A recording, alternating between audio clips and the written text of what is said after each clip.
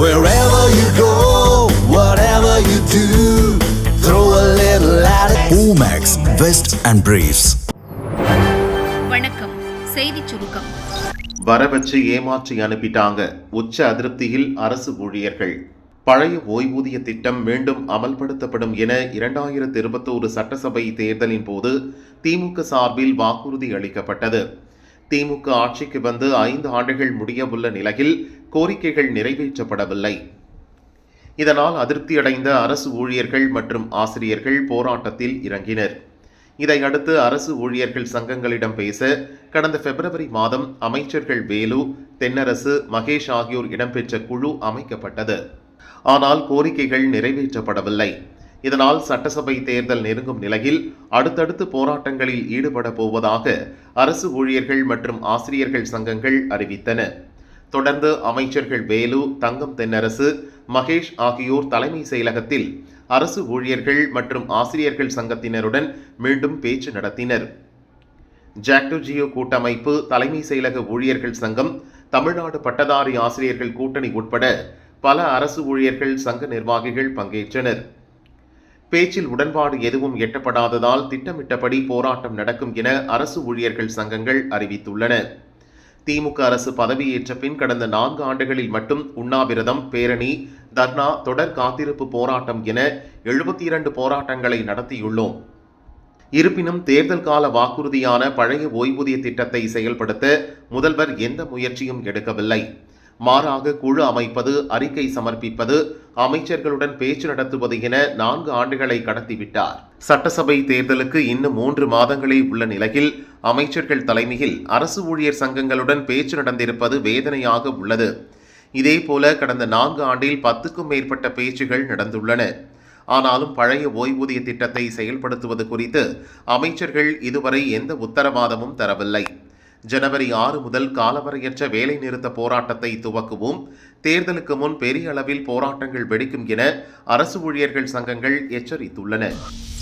மாநிலம் முழுதும் கலை திருவிழா, முதல்வர் ஸ்டாலின் உத்தரவு. சென்னை சங்கமம் விழாவை போல மாநிலம் முழுதும் பாரம்பரிய கலை திருவிழா நடத்த கலெக்டர்களுக்கு முதல்வர் ஸ்டாலின் உத்தரவிட்டுள்ளார். சென்னையில் ஆண்டுதோறும் தை மாதம் சென்னை சங்கமம் நம்ம ஊரு திருவிழா என்ற நிகழ்ச்சி நடத்தப்பட்டு வருகிறது. வரும் ஜனவரி 14ஆம் தேதி இந்த நிகழ்ச்சி துவங்க உள்ளது. இதேபோல தமிழகம் முழுதும் அனைத்து மாவட்டங்களிலும் மாநிலத்தின் பாரம்பரிய கலை திருவிழாவை நடத்தும்படி கலெக்டர்களுக்கு முதல்வர் ஸ்டாலின் உத்தரவிட்டுள்ளார். சென்னையில் 14ஆம் தேதி மாலை 6 மணிக்கு எழும்பூர் ராஜரத்தினம் விளையாட்டரங்கில் சென்னை சங்கமம் விழாவை முதல்வர் ஸ்டாலின் துவக்கி வைக்க உள்ளார். இதில் தமிழகத்தின் புகழ்பெற்ற 250 கலைஞர்கள் இணைந்து இசை நடன நிகழ்ச்சிகளை நடத்த உள்ளனர். சென்னையில் பல்வேறு கடற்கரைகள் மற்றும் பூங்காக்களில் 20 இடங்களில் 15 முதல் 18ஆம் தேதி வரை 4 நாட்கள் சென்னை சங்கமம் நிகழ்ச்சிகள் நடத்தப்பட உள்ளன. இதற்காக மாநிலம் முழுதும் இருந்து 1500க்கும் மேற்பட்ட கலைஞர்கள் தேர்வு செய்யப்பட்டுள்ளனர். தமிழக மக்கள் விரும்பி உண்ணும் பல உணவுகளை கொண்ட அரங்குகள் அமைத்து உணவு திருவிழாவும் நடத்தப்பட உள்ளது. பூம்புகார் நிறுவனத்தின் கைவினைப் பொருட்கள் விற்பனை அரங்கும் அமைக்கப்பட உள்ளது. போனிலேயே பேச்சு முடிந்தது. விஜயிடம் சாயும் தேசிய கட்சி, திமுகவுக்கு திக் திக். தமிழக சட்டசபை தேர்தல் விரைவில் வர இருக்கும் நிலையில் இப்போதே அரசியல் களத்தில் பல அதிரடி மாற்றங்கள் நடக்கிறது. திமுக கூட்டணியில் இருக்கும் காங்கிரஸ் தாவிக தலைவர் விஜயுடனும் திரைமறைவில் பேச்சுவார்த்தை நடத்தி வருவதாக தகவல்கள் வெளிவருகின்றன.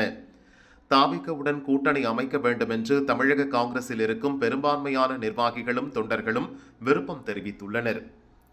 விஜயுடன் கூட்டணி அமைத்தால் தமிழக காங்கிரசுக்கு ஆட்சியில் பங்கு கிடைக்கும். கேரளாவில் விஜய்க்கு 10 லட்சம் ரசிகர்களும் புதுச்சேரியில் 1 லட்சம் ரசிகர்களும் இருப்பதால் இரு மாநிலங்களிலும் காங்கிரஸ் ஆட்சியை பிடிக்கும் என்று டெல்லி காங்கிரஸ் மேலிடம் கருதுகிறது. கேரள சட்டசபை தேர்தலில் காங்கிரஸ் சார்பில் முதல்வர் வேட்பாளராக காங்கிரஸ் பொதுச் செயலர் வேணுகோபாலை அறிவிக்க வாய்ப்புள்ளது.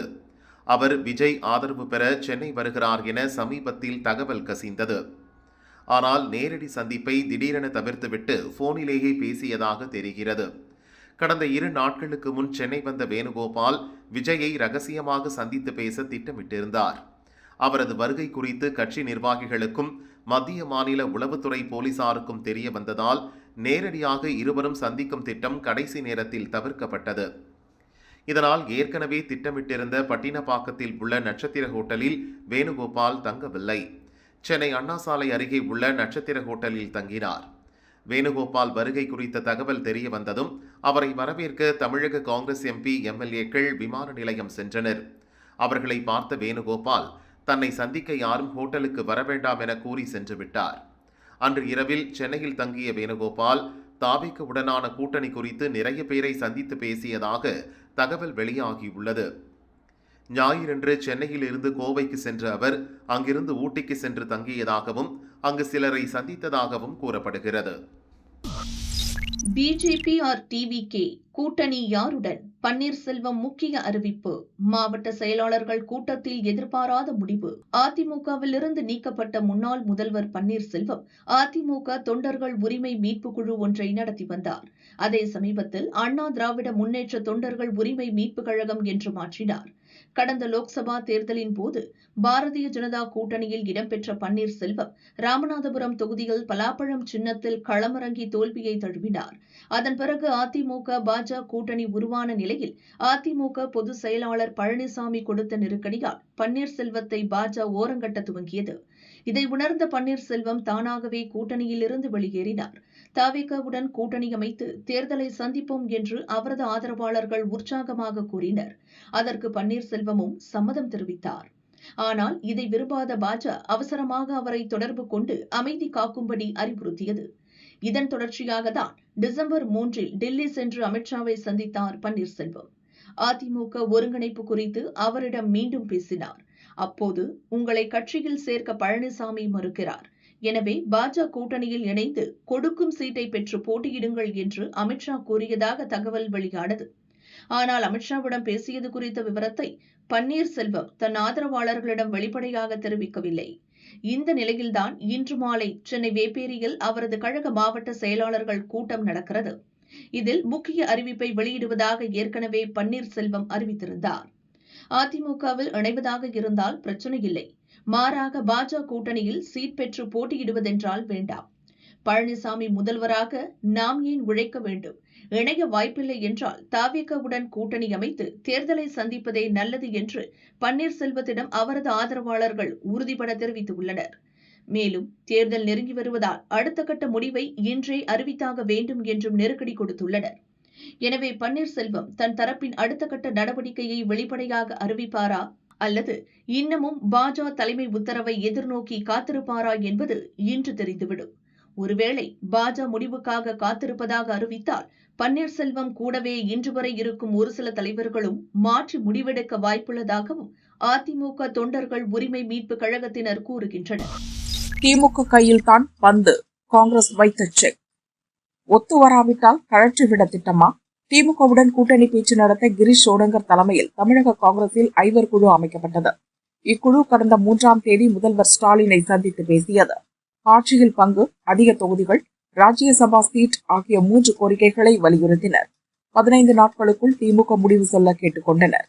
இந்த சந்திப்பு நடந்த மறுநாளே காங்கிரஸ் மேலிட நிர்வாகியும் ராகுலின் நண்பருமான பிரவீன் சக்கரவர்த்தி தவேகா தலைவர் விஜயை சந்தித்து பேசியிருக்கிறார். இச்சூழலில் தவேகா கூட்டணி தொடர்பாக காங்கிரஸ் எம்பிக்கள், எம்எல்ஏக்கள், மாநில நிர்வாகிகளிடம் டெல்லியில் தனித்தனியாக கருத்துக்களை கேட்டறிந்தார் கிரீஷ் சோடங்கர். பலரும் ஆதரவு தெரிவித்துள்ளனர். இது தொடர்பாக டிவிக்கு பேட்டி அளித்த கிரீஷ் சோடங்கர், தமிழகத்தில் 58 ஆண்டுகளாக நாங்கள் ஆட்சியில் இல்லை, இருந்தாலும் எங்கள் கட்சியினர் தேர்தலுக்காக மிக கடுமையாக உழைத்து வருகின்றனர். டிசம்பர் 15க்குள் கூட்டணியை இறுதி செய்ய ஸ்டாலினை வலியுறுத்தினோம். அப்போதுதான் வேட்பாளர்களை இறக்க போதிய அவகாசம் கிடைக்கும். இப்போது திமுக கையில் தான் பந்திருக்கிறது என அவர் கூறினார். காங்கிரசின் கோரிக்கைகளை திமுக கண்டுகொள்ளாத நிலையில் கிரீஷ் சோடங்கரின் பேட்டி கூட்டணியில் சலசலப்பை ஏற்படுத்தியுள்ளது. திருப்பரங்குன்றத்தில் தீபமேற்றுவது மண்ணின் மைந்தர்கள் உரிமை, அடித்துச் சொல்லும் கிருஷ்ணசாமி. திருப்பரங்குன்றத்தில் தீபமேற்றுவது மண்ணின் மைந்தர்களின் உரிமை. இங்கு தீபமேற்றுவது தமிழ் மண்ணோடு மொழியோடு பின்னிப் பிணைந்த ஒரு கலாச்சாரம் என புதிய தமிழகம் கட்சியின் தலைவர் கிருஷ்ணசாமி தெரிவித்தார். ராஜபாளையத்தில் அவர் அளித்த பேட்டி. திமுகவினர் பல லட்சம் பேரை போலி வாக்காளர்களாக சேர்த்துள்ளனர். அவர்களை நீக்கினால் பாதிப்பு ஏற்படும் என்பதாலேயே வாக்காளர் பட்டியல் திருத்தப் பணிகளை எதிர்க்கின்றனர். அரசியல் காரணங்களுக்காக மத்திய அரசை எதிர்க்க வேண்டும் என்பதற்காக எஸ்ஐஆர் பணியை எதிர்க்கின்றனர். முருகனின் அறுபடை வீடுகளில் ஒன்று திருப்பரங்குன்றம். இந்த மலைப்பகுதியும் முருகனுக்கு சொந்தமானது. அதில் தீபமேற்றுவது தவறில்லை, அது மண்ணின் மைந்தர்களின் உரிமை. இங்கு தீபமேற்றுவது தமிழ் மண்ணோடு மொழியோடு பின்னி பிணைந்த ஒரு கலாச்சாரம். இவ்விவகாரத்தில் தமிழக அரசின் அணுகுமுறை முற்றிலும் சரியல்ல. இது ஹிந்து முஸ்லிம் ஹிந்து கிறிஸ்தவ பிரச்சினை அல்ல. இதில் திமுக அரசியல் செய்வது நல்லதல்ல. கிரானைட் தூண், எல்லைக்கல், சம்மணர் தூண் என கூறிவிட்டு எதையும் நிரூபிக்க முடியாத நிலையில் தற்போது திமுக அரசு தவிக்கிறது. யாரோ தமிழக அரசை தவறாக வழிநடத்துகின்றனர். தேர்தலில் திமுக அரசு வாக்காளர்களுக்கு 5000 கொடுத்தாலும் 50,000 ரூபாய் கொடுத்தாலும் ஓட்டுகள் எதிர்ப்பாகத்தான் விழும். ஆட்சியின் அலங்கோலத்தை மக்கள் புரிந்து கொண்டுள்ளனர் என கூறினார். புத்தாண்டு கொண்டாட்டம், ஹைகோர்ட் அதிரடி உத்தரவு. புத்தாண்டு கொண்டாட்டங்களின் போது மதுபானம் அருந்தும் இடத்துக்கு குழந்தைகள் அழைத்துச் செல்லப்பட்டால் நடவடிக்கை எடுக்க வேண்டும் என தமிழக அரசுக்கு சென்னை ஹைகோர்ட் உத்தரவிட்டுள்ளது. சென்னை ஹைகோர்ட்டில் திருவேற்காடு பகுதியைச் சேர்ந்த வழக்கறிஞர் எம். காமேஷ் தாக்கல் செய்த மனுவில் கூறியிருப்பதாவது: சென்னை எழும்பூரில் உள்ள தனியார் நட்சத்திர ஹோட்டலில் கடந்த ஆண்டு டிசம்பர் 31ஆம் தேதி புத்தாண்டு கொண்டாட்டத்தின் போது மது அருந்தும் இடத்துக்கு குழந்தைகள் அழைத்து வரப்பட்டனர். இந்த செயல் சட்டப்படி தவறானது, சிறார் நீதிச் சட்டத்திற்கும் எதிரானது. மது அருந்தும் இடத்தில் குழந்தைகளை அனுமதித்த தனியார் நட்சத்திர ஹோட்டலுக்கு எதிராக நடவடிக்கை தேவை. புத்தாண்டு நெருங்கும் நிலையில் நட்சத்திர ஹோட்டல்கள், விடுதிகளில் நடக்கும் புத்தாண்டு கொண்டாட்டங்களில் மது அருந்தும் இடங்களில் குழந்தைகள் கலந்து கொள்ளவில்லை என்பதை உறுதி செய்ய உத்தரவிட வேண்டும் என கூறியிருந்தார். இந்த மனுவை விசாரித்த தலைமை நீதிபதி MM ஸ்ரீவஸ்தவா, நீதிபதி G. அருள்முருகன் அடங்கிய அமர்வு பிறப்பித்த உத்தரவு: எதிர்வரும் புத்தாண்டு கொண்டாட்டத்தின் போது நட்சத்திர ஹோட்டல்கள், உணவு விடுதிகளில் மதுபானம் அருந்தும் இடத்திற்கு குழந்தைகள் அழைத்துச் செல்வதாக புகார்கள் வந்தால் உடனே விசாரணை செய்து அரசு அதிகாரிகள் நடவடிக்கை எடுக்க வேண்டும். சட்டத்துக்கு மாறாக நட்சத்திர விடுதிகள், ஹோட்டல்களில் மதுபானம் அருந்தும் இடத்துக்கு குழந்தைகள் அனுமதிக்கப்படுவது தொடர்பாக மனுதாரருக்கு தகவல் தெரிந்தால் அதுகுறித்து அதிகாரிகளிடம் புகார் அளிக்கலாம் என உத்தரவிட்டனர்.